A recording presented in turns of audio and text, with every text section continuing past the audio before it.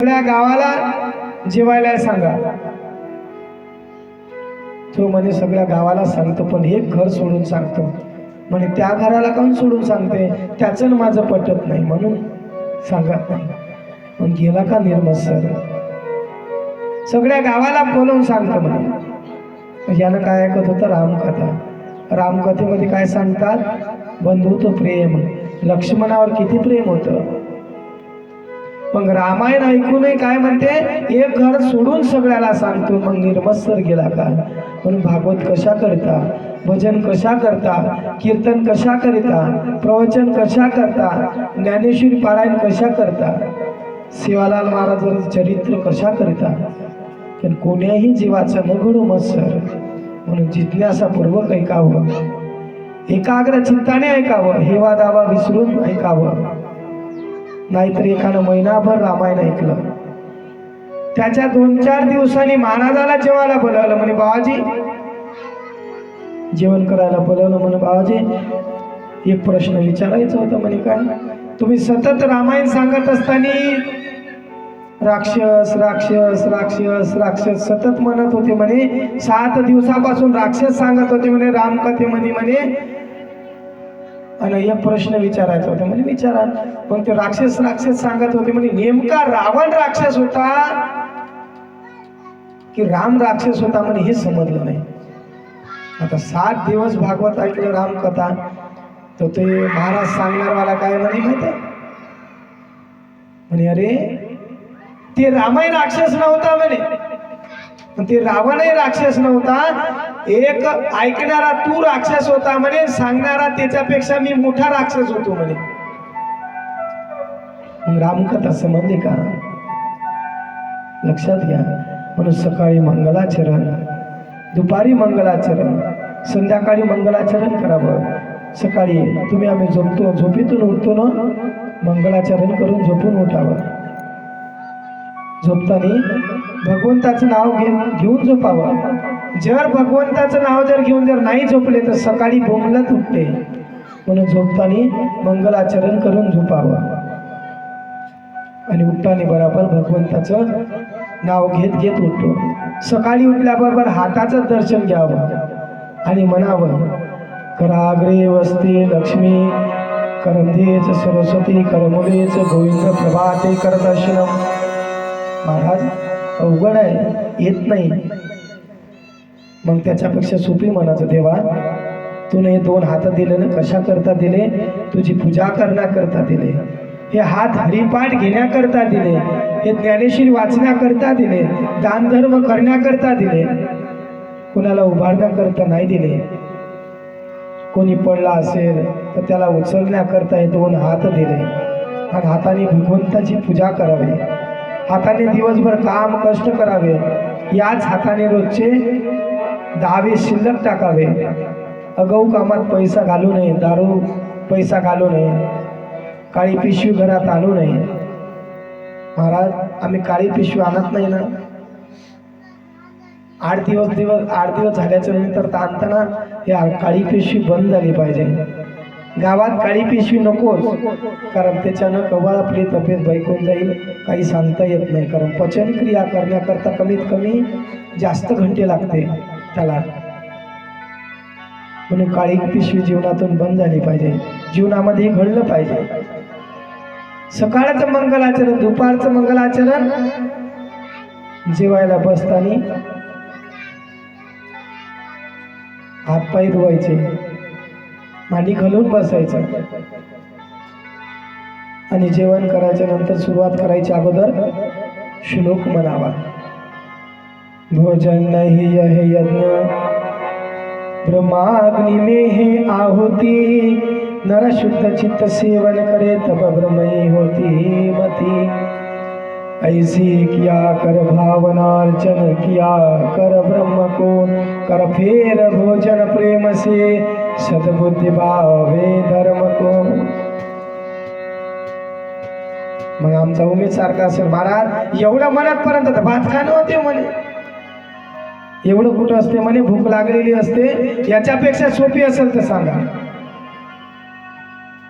नाही आहे भोजन, नाही आहे. वदनी कवळ घेता नाम घ्या श्रीहरीचे, हे म्हणावं. नाही ते सदा माझा योग तुझा घडावा, हे नाहीये एवढं. मग याच्यापेक्षा सोपी असेल तर सांगा, देवा रोज मला असंच खायला भेटू दे. भगवंताचं नामचिंतन करायचं, हरे राम राम कृष्ण हरे, किंवा मग जय गुरु म्हणावं, किंवा पांडुरंगाला वंदन करावं. त्याच्यानंतर भोजनाला सुरुवात करावं. हे दुपारचं मंगलाचरण. आणि नंतर झोपताना रात्रीचं मंगलाचरण काय? रात्रीचं मंगलाचरण ओम कृष्णाय वासुदेवाय हरे नमः, परमात्मने प्रणत क्लेश नाशाय गोविंदाय नमो नमः. महाराज येत नाही, एवढं अवघड आहे. वारकरी जर असतील तर पाच अभंग म्हणावं. रूप पाहता लोचने सुख झाले व साजणे, सुंदर दान भवितेवरी, पाच अभंग म्हणावे. किंवा रामकृष्ण हरी म्हणावं. कोणतं तरी म्हणत झोपी जावं. म्हणजे उठताना भगवंताचं नाम चिंतन करत करत उठते. कोणाकोणाला झोपीच्या गोळ्या घ्यावं लागते. झोपीच्या गोळ्या घ्यायचं कामच नाही. या श्वासावर जर रामकृष्ण हरी जर जप केला, 2 ते 3 माळ जपणं होत नाही तर आपोआप जांभया द्यायला सुरुवात होते, झोपीची गुंगी यायला सुरुवात होते. पण नामचिंतन कशावर करावं लागते? श्वासावर. आळवा रे हे भगवंता, आळवा रे हे भगवंता, सदा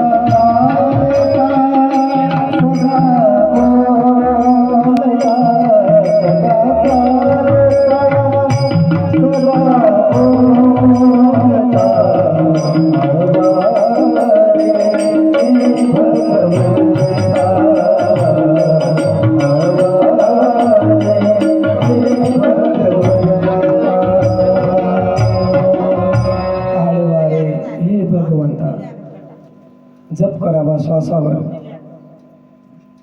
भागवतामध्ये अवताराच्या कथा सांगितल्या. भागवतामध्ये एकूण 24 अवतार सांगितलेले.